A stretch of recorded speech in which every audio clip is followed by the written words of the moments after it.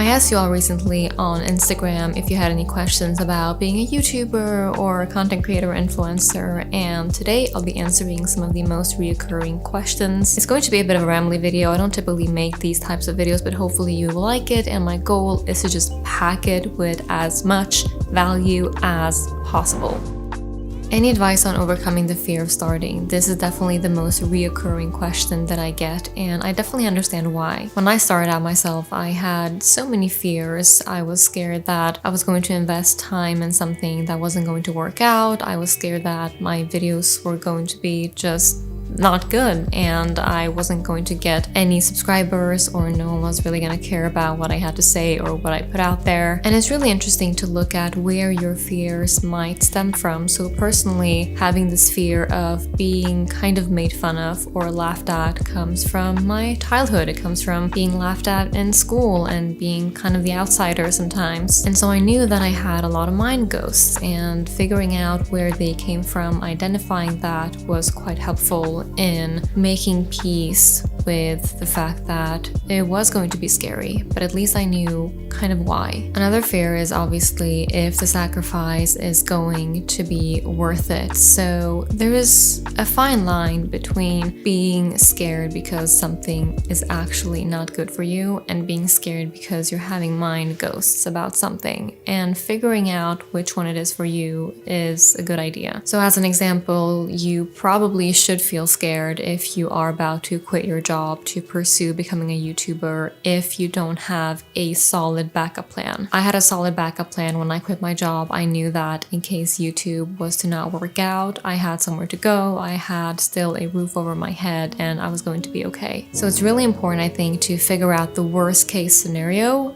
and how you would handle that worst case scenario, and then decide for yourself what the chances of that worst case scenario is for happening, and if it were to happen, what are your chances of actually figuring it out. Every chance that I get, I practice making peace with the fact that fear is not out to get me. Fear is there for a reason. It's hardwired in me as a human being. It's there to protect me. I like to think of it as my dog, actually, or any dog. So if you have a dog, you know that many dogs tend to bark if someone is passing by your door. And in 99.9% of the time, the people passing really aren't out to get you or rob you, but your dog is still warning you about them in case there were to be something that you should be aware of. And I like to view my fear alarms the same way. They're there to tell me that, hey, this may be a potential danger, but it's up to you to decide if it is or not. I'm just saying. So that's, I think, a learning curve where you kind of get to know if something is actually a danger or if it's not. And honestly, it's just not worth not pursuing the things that you want to pursue because you're scared. What are you scared of if you really think about it? And how, detrimental is it if that fear was to actually come true? So let's say that you very much fear someone leaving a hate comment or someone at school or in your family laughing at you. So what? You're the one who is going to live your life, and do you really want to look back thinking that you did not do something that you really wanted to do because you were scared of something that, in the grand scheme of things, isn't really that bad and doesn't really actually matter? I'm telling you, getting over those fears and starting this channel and being consistent at it for 3-4-ish years now is one of the best things that I've ever done. So I don't want anyone to waste their potential and to be held back by these mind ghosts. So you got it. I also find that the more that the unknown becomes known, the more fear decreases. Let's take a couple weeks ago when I went skiing, and I hadn't skied in like 15 years. So the first time I stood up on those skis going down the slope, I was terrified. I texted my sister and I told her, I don't want to do this. It's super scary. And then by the last day, it was so much fun because I had practiced and the unknown had become known. I had already fallen a few times. I had went up and down that slope so many times that I knew what to expect, and I knew that this is not that bad and I can manage it. And we can manage and handle so much more than we give ourselves credit for. So you just need to allow yourself to prove that to yourself. Okay, I'm noticing now that this is going to be a very long video. How do you make your videos recognizable? This is something that you also find as you go. Eventually, people are going to recognize the type of light, the angles, and the music. Let's talk a bit more about that. This video is brought to you by Artlist, which is super exciting. At this point, I've definitely spent hundreds of hours playing around with music and sound effects for my videos, and I don't think I used to truly understand just what a pivotal role sounds play in evoking a specific emotion, creating tension, providing a certain atmosphere, and just the overall influence it can have on a viewer's interpretation of a scene. When I pick the sounds for my videos, I ask myself, do I feel like this pick is helping in delivering the emotion that I am trying to deliver? It's such a fun and exciting process, and by far one of my favorite parts of editing. I have been using Artlist to get access to hundreds of thousands of premium songs, sound effects, footage, templates, editing apps, and plugins all in one subscription. Besides music, overlays are also one of those things that can be a key in the look and the feel of a scene. If I want a scene to look dreamy and nostalgic, I may use something like this.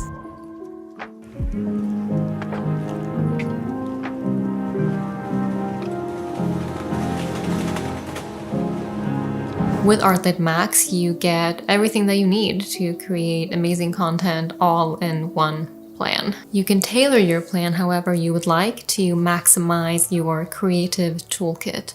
I highly recommend it for all creators of any size and of any kind, and I definitely view it as an essential in your toolkit. You can use a link in the description box to check it out, and thank you so much to Artlist for being our sponsor today.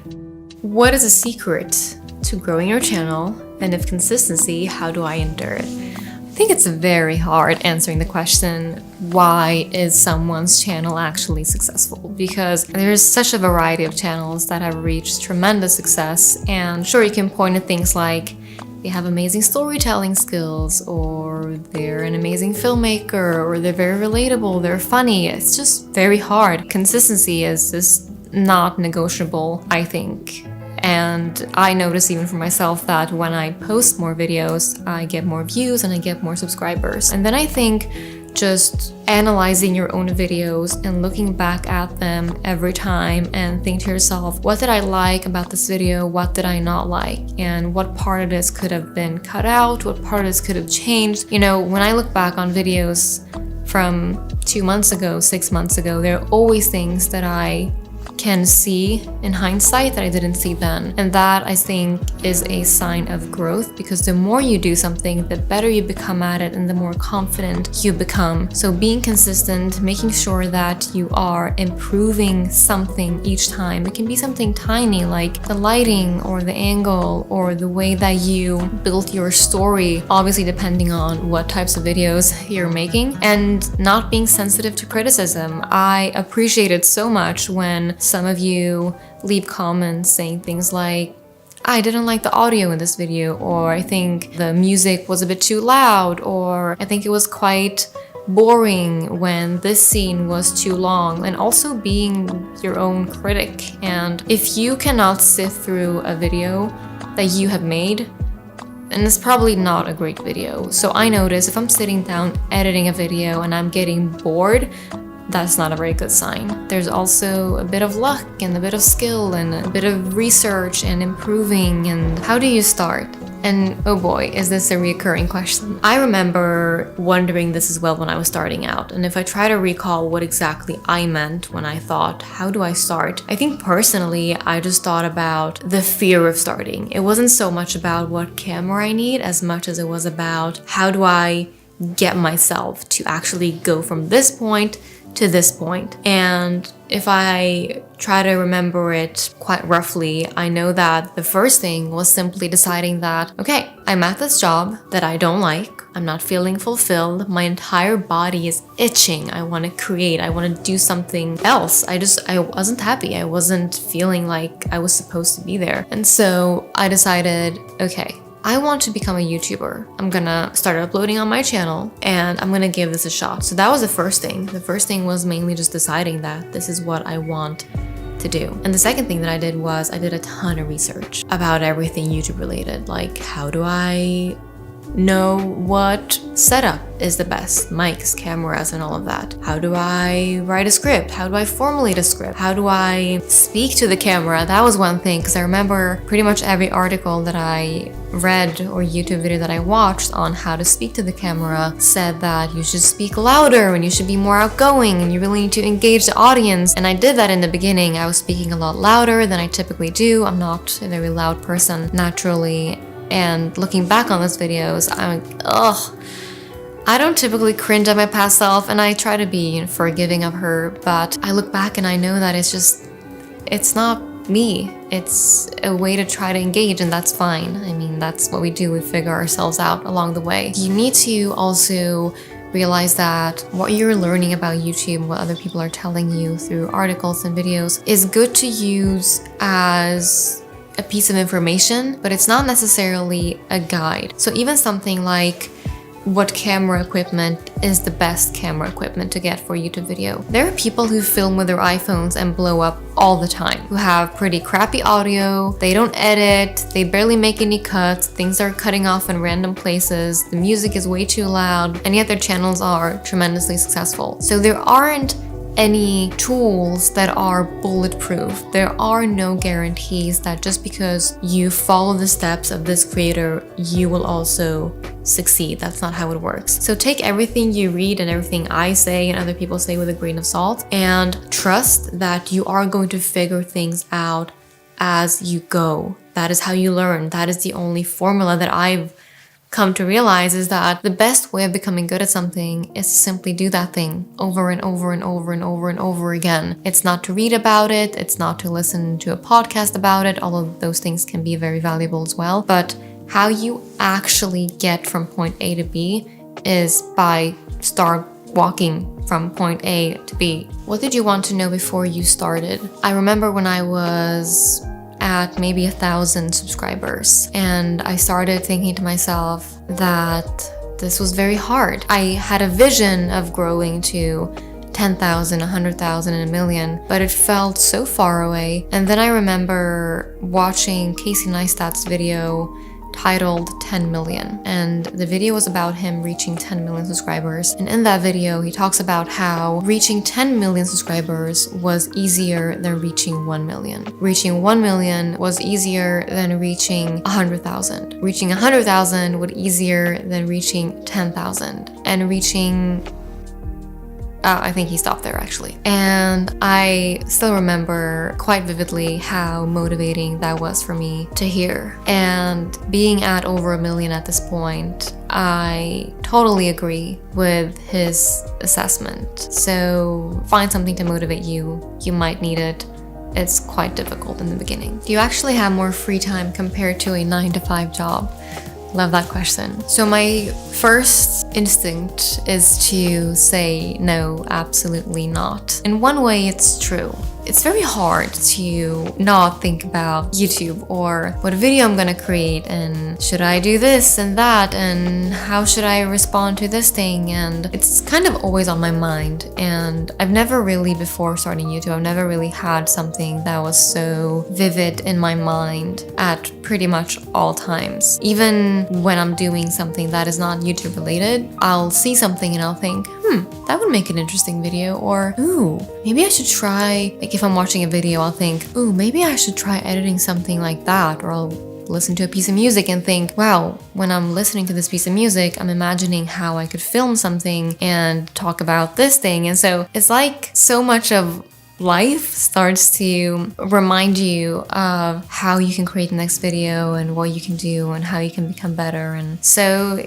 even when you're free, you're not exactly free. So that is one thing. I mean, I don't have like weekends off, or I don't clock out at 5 or anything like that. I'll work at 10 p.m., I'll work on Saturdays and Sundays. So in that way, no, there's definitely not more freedom. However, starting this channel and doing it full time, I've been thinking sometimes that, wow, you know, people who work 9 to 5s, you know, they have no idea what it's like being like fully consumed by something like this, where it's your own business and your own boss, and there's so much discipline that's required, and you're never really clocking off, and your brain is constantly thinking about your job, because it becomes a job after a while. But then I've been thinking, if it's that much work, or if it's that difficult or consuming doing this, wouldn't I just be happy going back to a 9 to 5? And then I thought, no, absolutely not. I wouldn't trade this for the world. I've really reconsidered my way of viewing this as being more difficult in any way than any other 9 to 5 job. I've had plenty of 9 to 5 jobs. I worked at cafes, I worked as a nanny, been in finance, I've been in marketing, so I've been there. And even if I'm not free in the same way, because my mind is always on YouTube, I am free in so many other ways that I never was before, in ways that I can't even compare. Really, I set my own schedule. I can really do whatever I want when I want. I can go and take a gym class now, or I can go and walk my dog, or I can decide that I want to go to Paris for 2 nights, or I can just decide that I'm not going to work this week. I'm going to take a week off. And having that freedom is incomparable to anything else. At my last job, I remember I wanted to go to LA for a week or something, and it was very much a hassle of going back and forth with my boss, who had to go to her boss, who had to discuss it further. And no matter how much I tried, and I was very flexible with the dates and all of that, I couldn't get a week off. And that's the reality of most people. That's how it is. You can't just randomly take a week off. I'm embarrassed for ever thinking that this in any way is comparable or more difficult to what I was doing in the past. Both had their challenges. That's not to discredit people who are in the content creator field either. It requires massive amounts of discipline, and you're putting yourself out there. You know, you're opening up to the world, and you're kind of expecting people to be mean, and you're expecting people to pick you apart, whether that's the way you look or the way you talk or your personality. And so I don't even remember the question. What are we even talking about? What was the question? Oh, do you actually have more free time compared to a 9 to 5? Yeah. So yes and no, but honestly, mostly yes. Let's be real. The YouTuber job, in my opinion, isn't hard. If you've had other jobs, you're gonna know that it's not hard. It has its challenges, but that's my personal experience and opinion. I'm going through the questions now, and they're great questions, but so many of them, again, relate to this idea of fear. How do I start? How do I get successful? How do I know what to do and what to say? And I'm trying to make this as informative and valuable to you all as possible. So I'm really trying to put myself in the position that I was in 3 or 4 years ago, when I was sitting there having all of these questions, and I'm thinking, what do I wish someone told me at that point? There are so many things to be terrified of in life. And I think Jordan Peterson actually, yes, I remember this now. Jordan Peterson had an interview back then that also motivated me a lot. And the interviewer asked him something like, what do you tell someone who wants to quit their job or do something different, completely different with their life, but they're too scared despite being miserable and unhappy where they are right now? And Jordan Peterson said something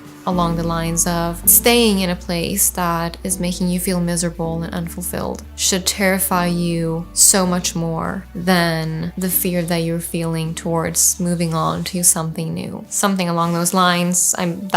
He definitely phrased it a lot more eloquently than I just did. And I think in a nutshell, that's what I want to tell you too. You know, sometimes I wonder what my life would have looked like if I would have stayed at my last job. And just to be clear, it wasn't like a dirty, physically demanding, super tiring job at all. It was a nice job in an office. So it doesn't have to be really bad in order for you to not feel fulfilled. And I remember at that time I was struggling with that a bit because I felt like I should be grateful that I have this job, and there's so many people who are looking for jobs and who aren't getting paid well and who are really struggling, and here I am at this job, I'm getting paid, I'm doing okay. What am I complaining about? Why am I not feeling fulfilled? And I want to tell you that it doesn't have to be super bad in order for you to want a different situation. Just like with anything in your life, right? You don't have to be in a super terrible relationship in order for you to want to move on and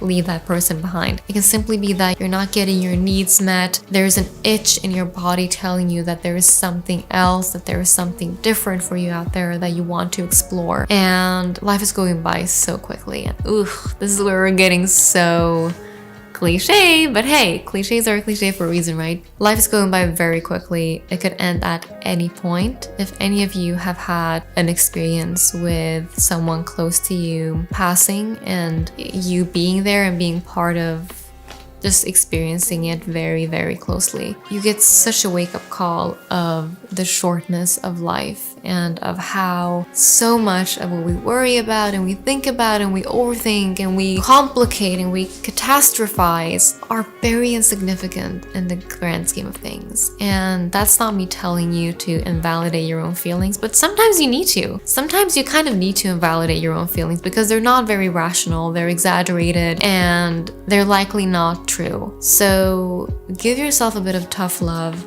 These questions about how do I start, you're never going to be fully ready. You're never going to have all the information that you need to, guarantee success and guarantee that things are going to go well. No, like your first few videos are probably going to be pretty bad. You're going to look back on them and cringe and laugh and feel embarrassed. That's fine. That's part of the process. There is no formula. You could watch 100 more videos like this about how to become a YouTuber, how to start. And yes, there are definitely bits of very valuable information that you can pick from these places, but at the end of the day, none of that information is going to make you actually sit down, turn your camera on, and start recording. Only you can do that. Only you can press upload.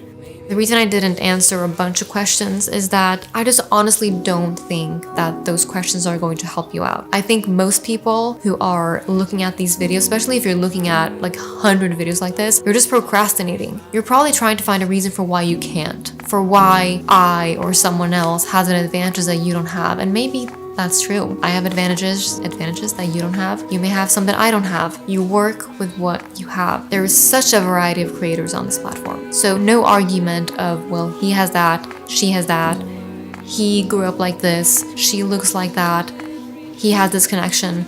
None of that is valid if you look at the fact that there is a broad range of creators where everyone is so different. So ask yourself, are you just procrastinating?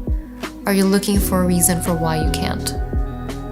Well, I'm not going to give you that reason because I think you can.